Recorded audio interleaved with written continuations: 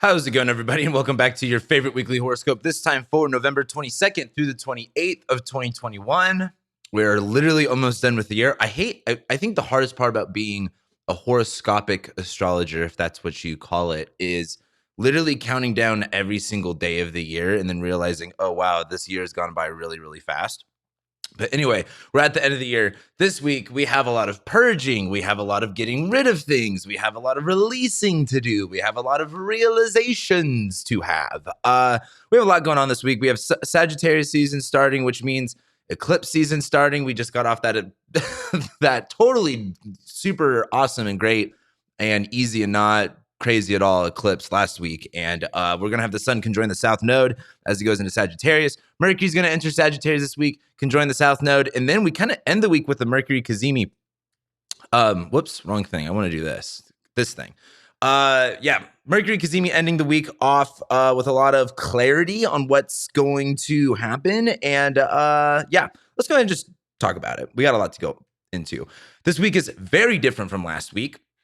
Last week we had, again, all that Scorpio stuff versus this week. It gets very, very Sagittarius. And that starts with Monday. The sun enters Sagittarius on Monday. Now, what I love about Sagittarius season is it's this Jupiter ruled sign, right? And it's in the cold, like it's literally the sign that changes from fall to winter, right? And I always think it's kind of like, it's so funny that Jupiter and Sagittarius just always has such like positive and exciting significations for it being like one of the more depressing times of the year.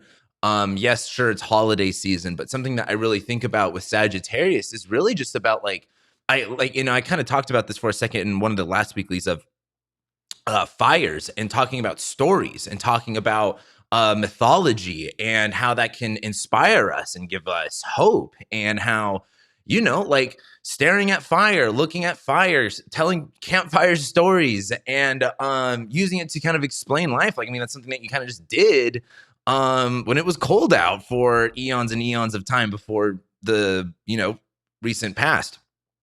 But as the sun goes into Sagittarius, the sun was in Scorpio. It's in this fixed sign versus sun in Sagittarius is kind of like a little bit more open to change, right? It's a mutable sign. The mutable signs signify change and like adapting. And it's the sun, right? The sun's going to be focusing on our ego. The sun's going to be focusing on like our pride. The sun's going to be focusing on what we're really kind of connected to. And I think the sun being in Sagittarius, there is going to be this kind of sense of looking at things through a bigger picture, trying to, see what is going to be next.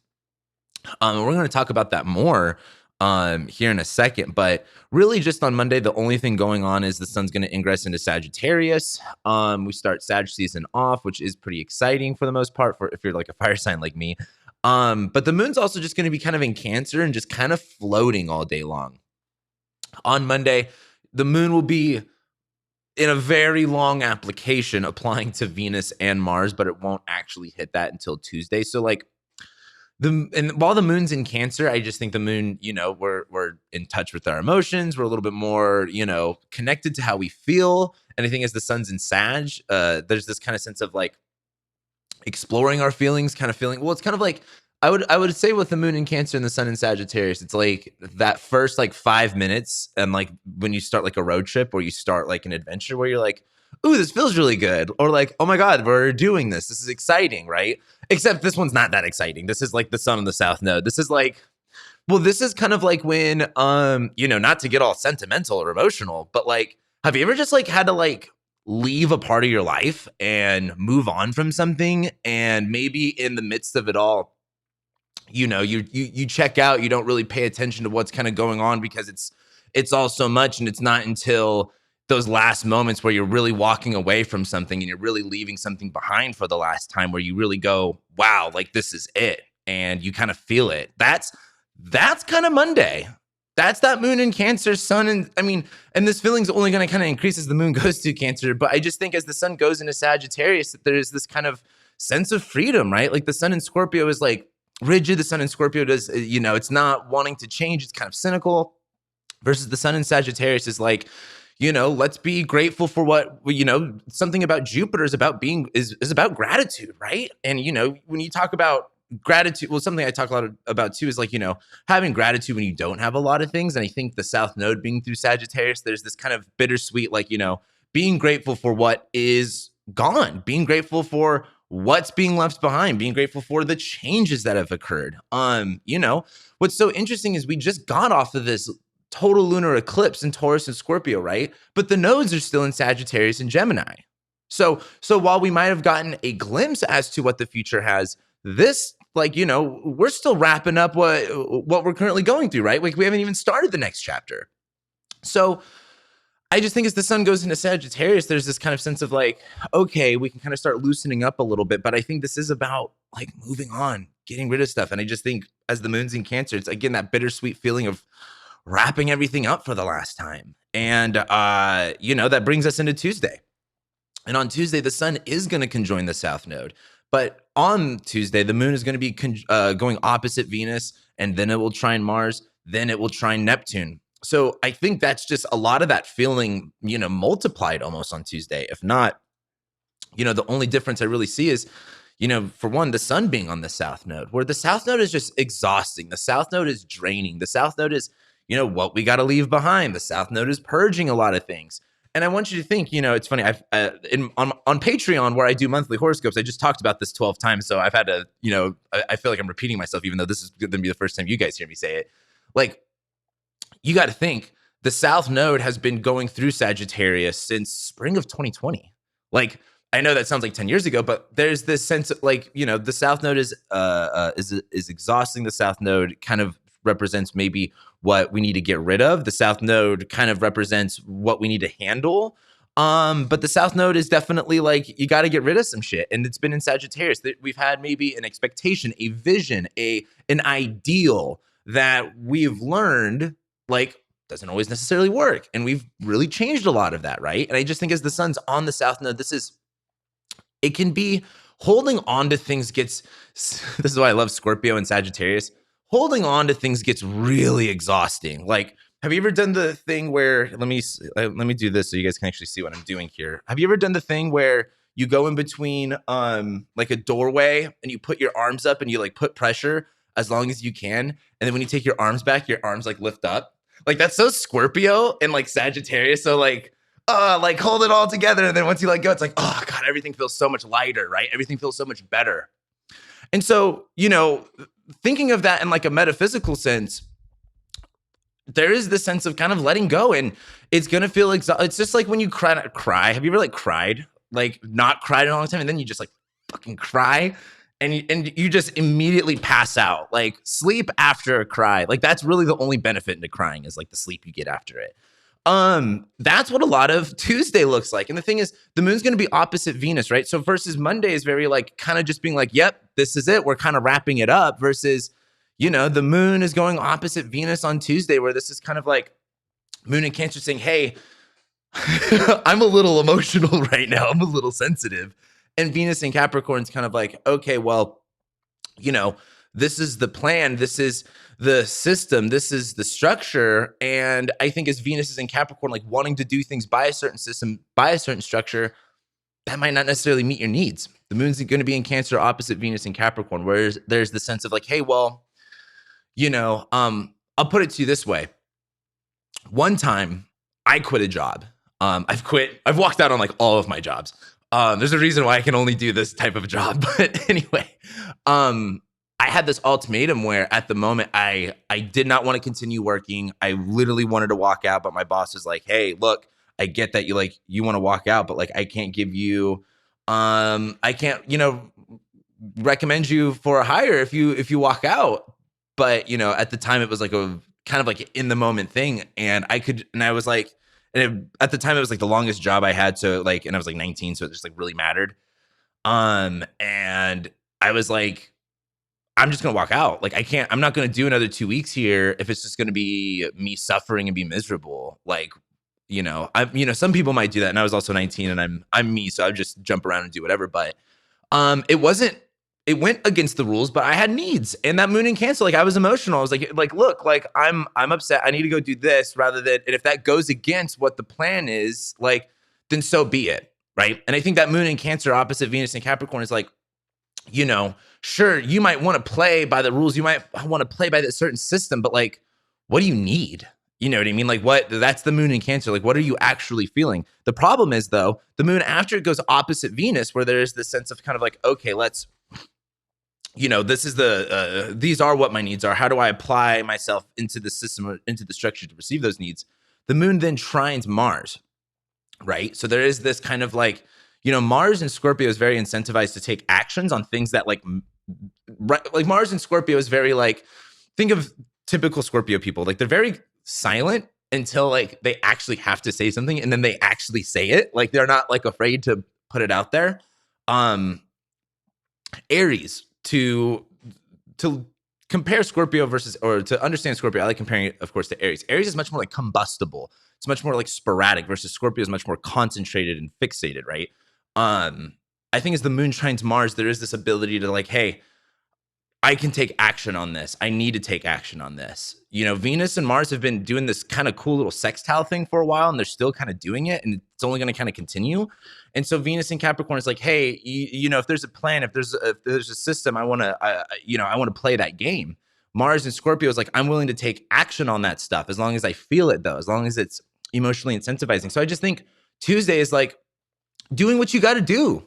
You got to do what you got to do. You know what I mean? Like, and that's just how it is. That's just how it is sometimes. And I just really think it's about moon and Cancer, right? Like, you're going to feel those needs, and you're going to want to meet those. I think the other thing, though, is after the moon trines Mars, the moon was then going to be trining Neptune all day before it goes pretty much void.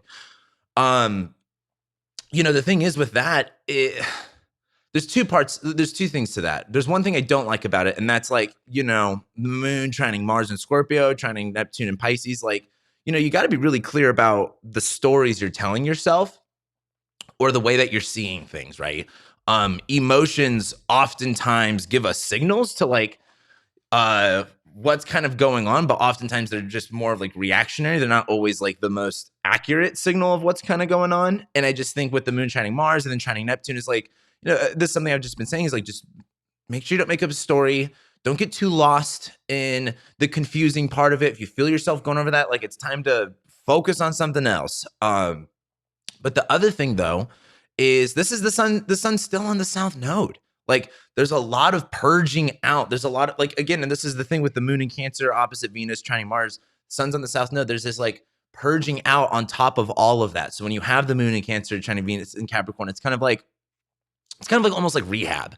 Like, if you've ever like gotten injured or something like that, not like addiction rehab, but like, well, because I don't know how really they do things there, but, and I'm thinking like rehabilitation when it comes to like mental, or not mental stuff, physical stuff. You're like, hey, I'm broken. Like, I need to do this again. And Venus and Capricorn's like, well, this is how we do it. This is kind of the plan. This is kind of the system. But like, if you've ever been really injured before, it's like kind of really fucking hard to move that body part again. Like, you're like, oh, it'll be easy. And then it's not.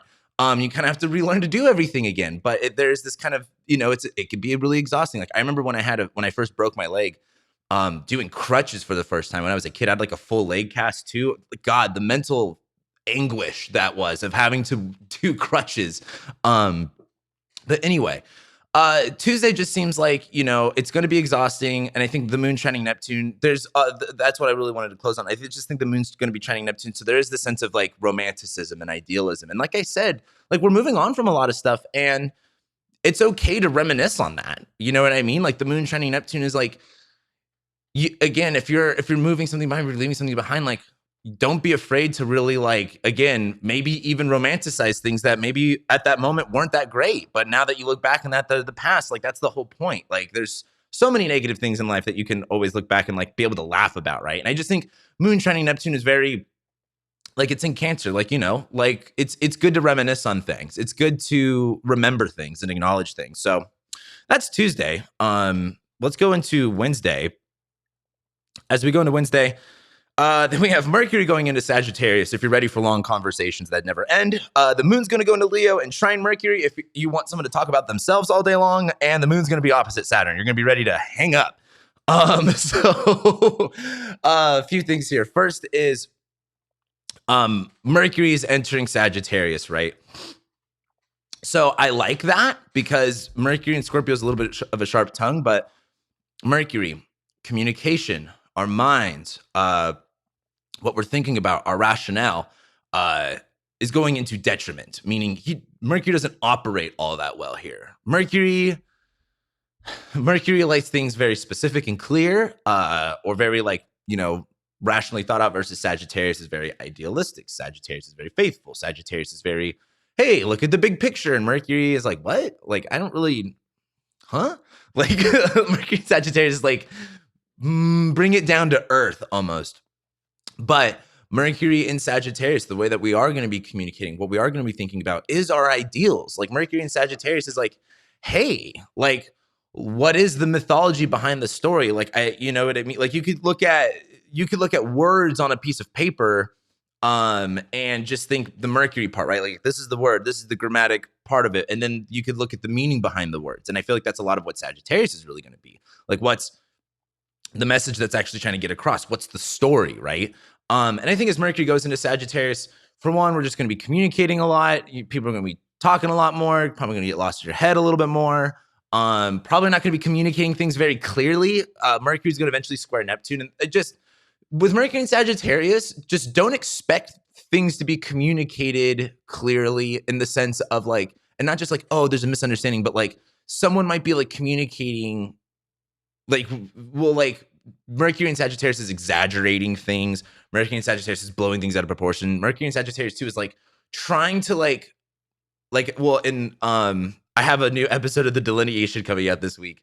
And I try to explain economics for like 5 seconds and I just give up. That's very Mercury. I was like, this is too big of a thing for me to even try to explain. I'm just going to move on. Mercury and Sagittarius is like, sometimes big things are hard to explain.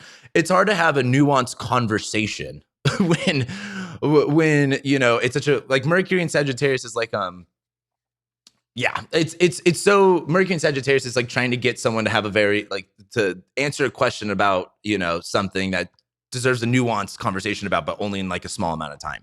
It doesn't work that well. But I think it is exciting. I think Mercury and Sagittarius is exciting because there is the sense of like, hey, what's next? What are we growing into? What do we want? What do we believe? Right? There is the sense of, you know, creating mythology. There's the sense of too, we're going into the holiday season. We're going into Christmas. There's the sense of giving. There's the sense of being thankful. There's the sense of family. And, you know, regardless of what horrible feelings all of those things could bring up, that's kind of the whole like deal when it comes to Sag season. Is it's holiday season. We're eating a ton of food. We're getting fat, and we're going to give each other's presents. But, you know, with the supply lines down, no one's going to get anything for Christmas. But anyway, the moon's going to ingress into Leo on Wednesday, where there is this, I mean, like, what's really interesting too is look how much water there was 5 seconds ago versus it's all fire, like when we get into Wednesday. So like, you know, get it out of your system on Tuesday, because as we get into Wednesday, Mercury and Sagittarius says, what's next? What's our new vision? What's our next destiny? What's our next, you know, point B? And I think as the moon goes into Leo, there's a sense of like feeling pride, feeling excited, feeling passionate. The moon in Leo is like, you know, our egos are going to be a little bit sensitive, but the moon's going to be trining Mercury and the sun, Sagittarius, Leo. It's like, well, what do I want to do? What's next for me? That kind of stuff, right? And the moon, the whole day, is going to be opposite Saturn too, where there is this kind of like, you know, Saturn has been going through Aquarius and stationed retrograde and has come back and out stationing direct, and it's moving forward again, where it's like, hey, you know, there's a certain level of either self-discipline, a certain level of maturity, the certain level of responsibility that you've been combating back and forth over the past couple months. And now you have an opportunity to revisit it. But at this point, this is much more like, hey, the cards are a little bit more in your favor. Like, it's your choice. Where do you want to go? This is the thing I love about the South Node, because the South Node, yes, it's exhausting. Yes, it's draining, but like, move on. Change, like it's time to get rid of something to go somewhere else. Sometimes energy cannot be like created or destroyed, right? So when you talk about like the North Node, and there's something that and I'm making a North Node video too. Like I'm writing all of this out. I think it's going to be actually scripted too. I'm getting a teleprompter. And anyway, the North Node, if that's that area that you want to go in, right? If that's the thing that you want, like, whether that's good or bad, the South Node is like, what's the price you're willing to pay? Like, what do you like? Okay, if this is what you want, what's in it for the universe, right? It's like that kind of a equivalent exchange law or whatever it's called. And as we go to the South Node, it's like, what it's very sacrificial in the sense of like literally what do you need to get rid of in order to go in this area? What do you need to like again if your plane's too heavy, what load do you need to get rid of in order to keep flying, right? So this is that time to say, you know what? Fuck it. We're getting rid of this. We're purging this. And with the moon and Leo trining the sun, this is just a really exciting. I think this is very passionate, very exciting. Like, yeah, really rewriting. Like, fucking throw it all out, start something new. You know what I mean? I really like the moon being in Leo on Wednesday, and then as it goes opposite Saturn too, there is this kind of like, really intense look at yourself of like moon and Leo opposite Saturn and Aquarius. Moon and Leo is like, what are your emotions? What does your pride feel like versus, Saturn and Aquarius kind of going against maybe like the system, going against regulations, authorities, and things like that. But I think the moon and Leo opposite Saturn too is this really big look at like, hey, I feel this way, and this isn't like I feel excited, but like I'm taking this really seriously. Like that's what I love about Leo, right? A lot of people like Leo's very dramatic, but when you think about performance, right? Like it's a very serious thing. Like when you watch an actor, sure, they're just acting. It's just pretend, but they're also pouring their heart and soul into it because they matters. You know what I mean? A good performance matters to them. And I just think the moon in Leo opposite Saturn and Aquarius is very like, someone's going to perform ultra like well if they have a lot of critics in that crowd. And I just think as the moon's in Leo opposite Saturn and Aquarius, your pride, your passion, your ego is going to have this higher emphasis on the line. So like, like moon and Leo opposite Saturn and Aquarius is definitely carving yourself out versus the crowd. And I think also too, just with how the world is right now, a lot of people really thinking like, where do I stand and where do I fit in with everything else that's kind of going on? And as this is also too on the South Node, there's a lot of getting rid of things. So I just think as the moon's in Leo opposite Saturn and Aquarius, this is recognizing where you are versus where others are and where you're ready to move on and what actions you're going to be taking for that. Anyway, we move on to Thursday. Mercury conjoins the South Node as the moon squares Uranus and Mars. Not looking fun. Not going to lie. Not looking too fun. We have fun for like 5 minutes and then let's talk about Mercury on the South Node. Mercury going into Sagittarius and then like hitting the South Node exactly is saying like it's realizing that like maybe you're wrong about something, like your idea about something is maybe wrong, your idea or your vision for something is wrong. Mercury in Sagittarius is a very larger, like Mercury is in detriment, right? It's already struggling to communicate things because it only has Jupiter's tools. Like Mercury is trying to communicate rational thoughts, but it's in Jupiter's house where Jupiter's job is to be, like rules, it's like, and be metaphorical and things like that.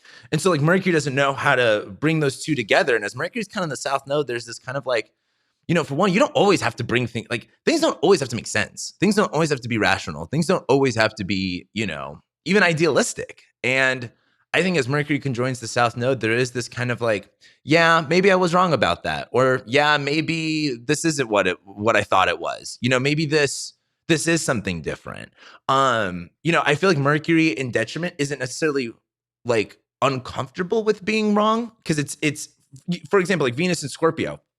Like, I feel like Venus and Scorpio would know that it's challenged, if that makes sense. So like, for example, Mercury and Sagittarius would know that like, hey, something's not computing here.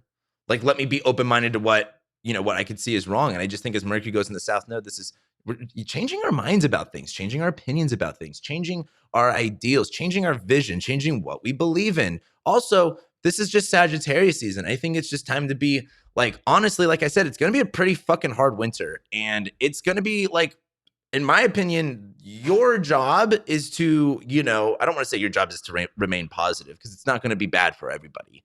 But I just think this is a time to like really kind of get what's your target? What if you are the centaur and the bow and arrow, what are you shooting towards? Do you even have an aim? Do you even have a target? Because that's everything on the South Node is very like, oh, the thing I was kind of pointing at is not necessarily a target anymore. And so I got to change my target. And that's really what I think Mercury on the South Node is. Now, the moon is also going to be squaring Uranus, and it's going to go from a square to Uranus to a square to Mars.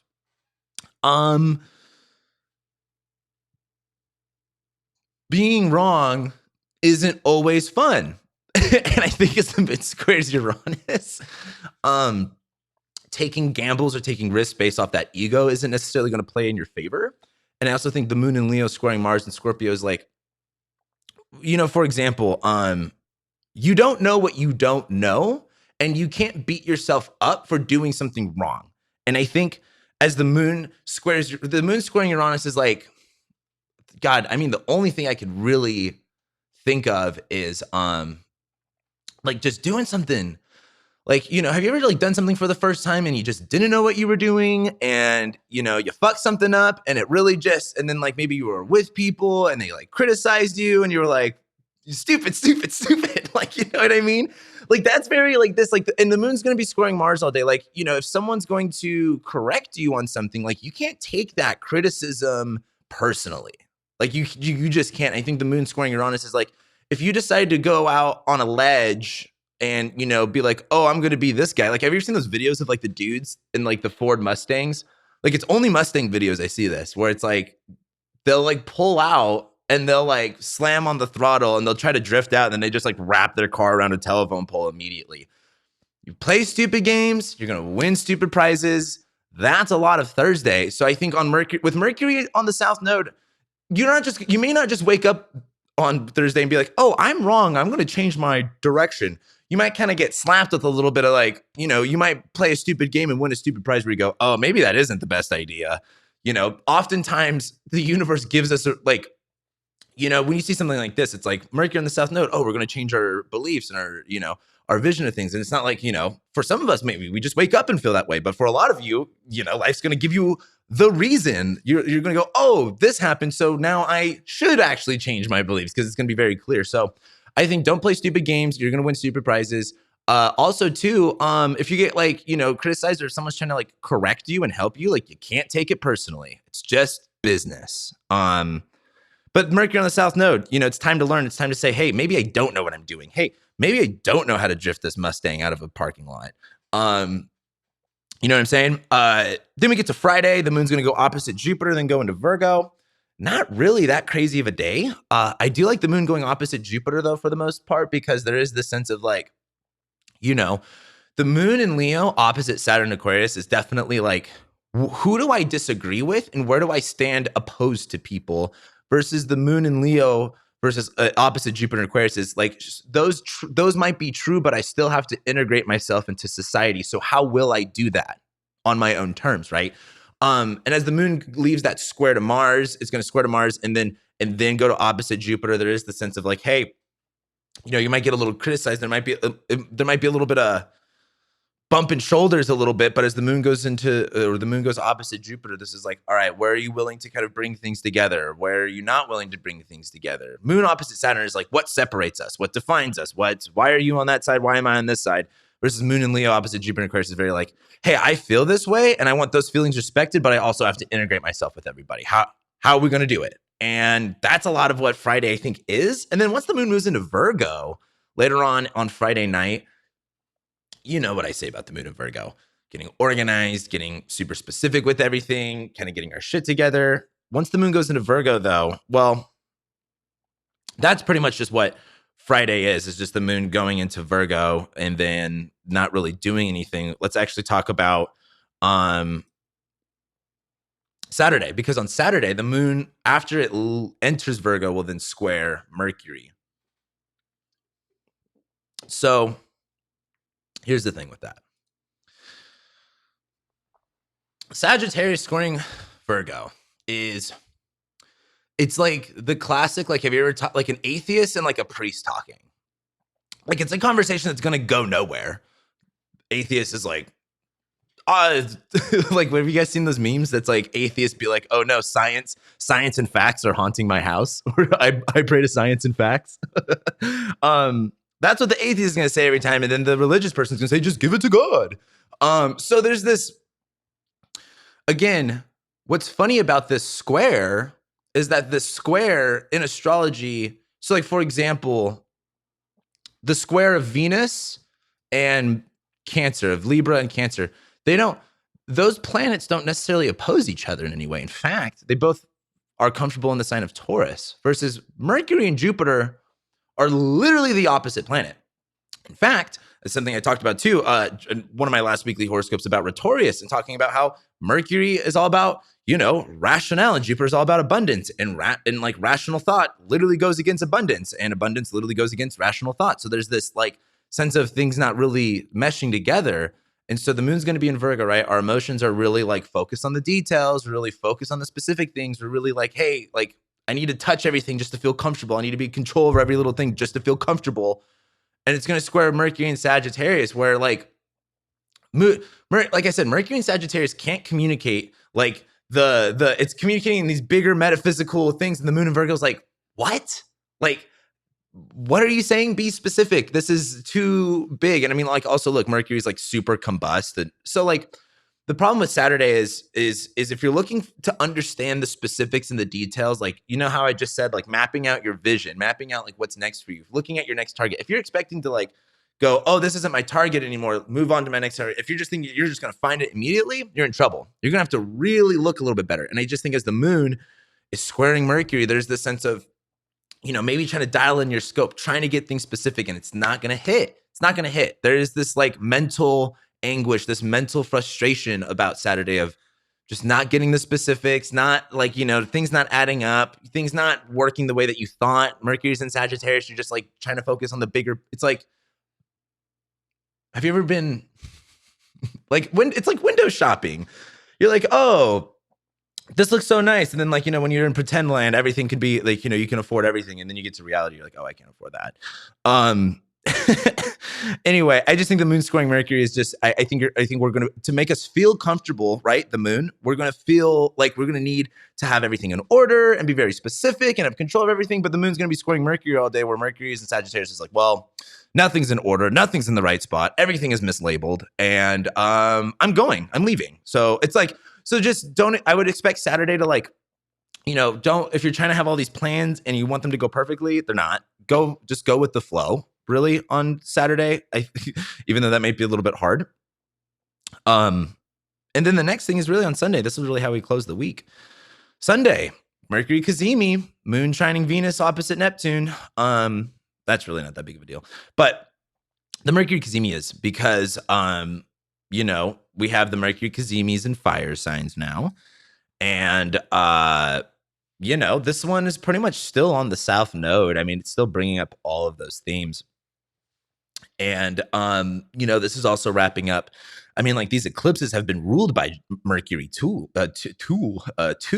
So it just, I don't know. This one just seems a little bit more of a bigger deal, in my opinion. I think this is a lot of realizing, well, like for example, that moon in Virgo might be like, maybe you're going like, well, maybe I could still hit this target, and go, but, and I think Sundays where you go, it ain't gonna happen. It's not working. Mercury, you have to think of a Cazimi too. If you watch my Venus retrograde video, I'm gonna make a video too about all of the planets and how they all retrograde and the differences between the two, because I feel like that's something that gets really confusing in astrology if you're not really familiar with it. But there's two types of Cazimis, right? There's the retrograde Cazimi, which is when a planet, only the interior planet, so Mercury and Venus can only do this. So when Mercury will go in between the sun and the earth, or on the Venus retrograde video, Venus goes in between the sun and the earth. But then there's the direct Cazimi, and that's when Mercury is on the opposite side of the earth, right? And so Mercury, I think there's a metaphysical difference between a planet being in between the sun and the earth, and the sun being in between a planet and the earth, right? Mercury's on the other side of the sun.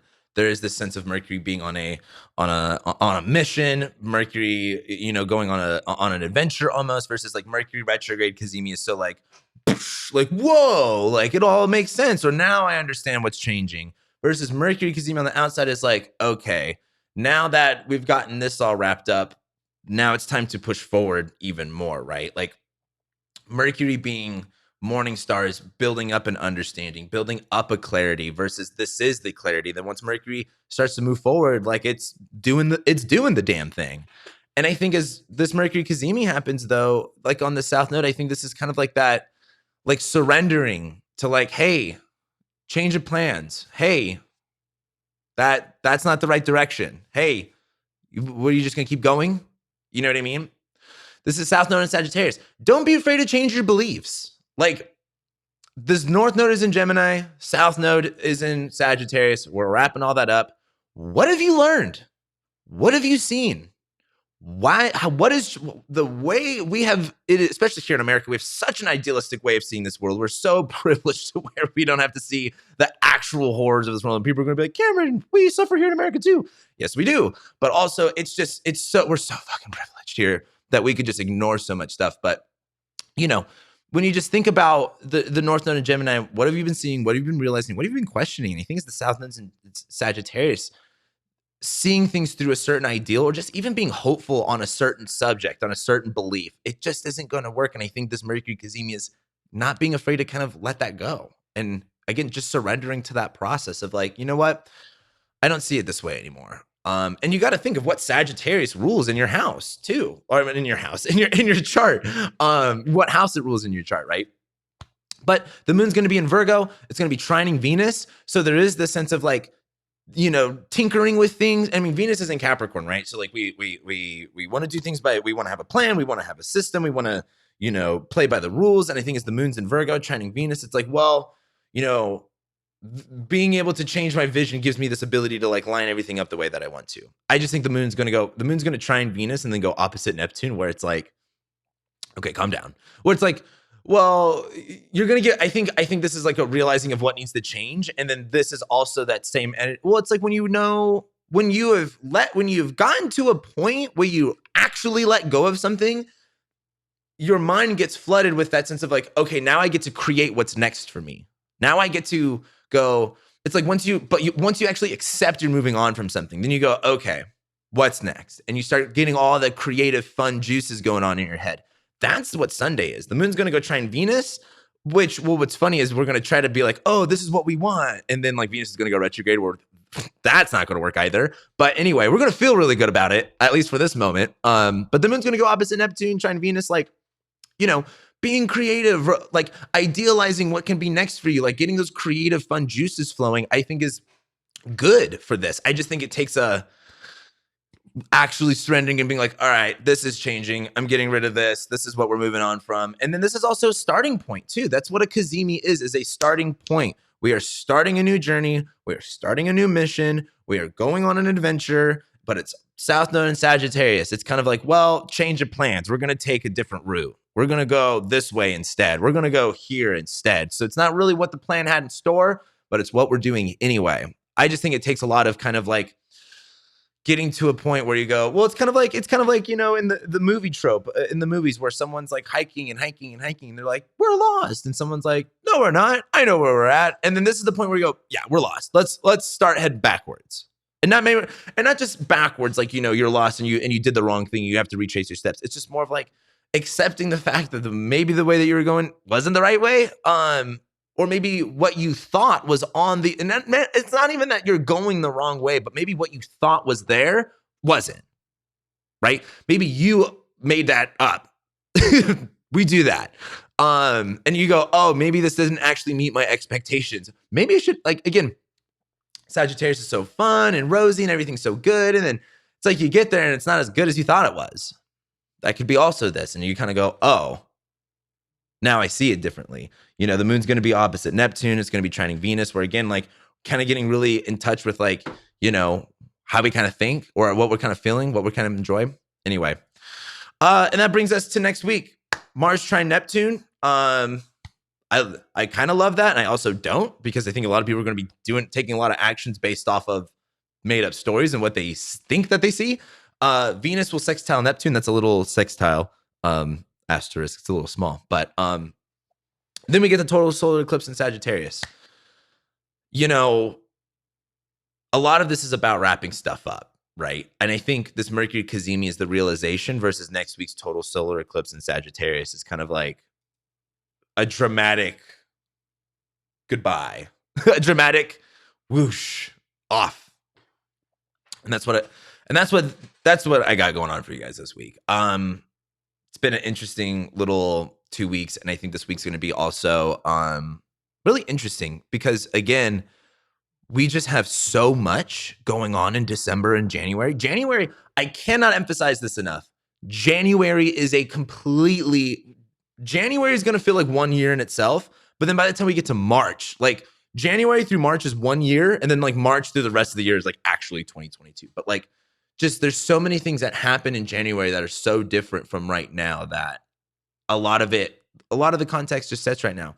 Getting rid of a lot of things. We're making space and room for a lot of things to happen. And trust me, they're going to come flooding in very, very quickly.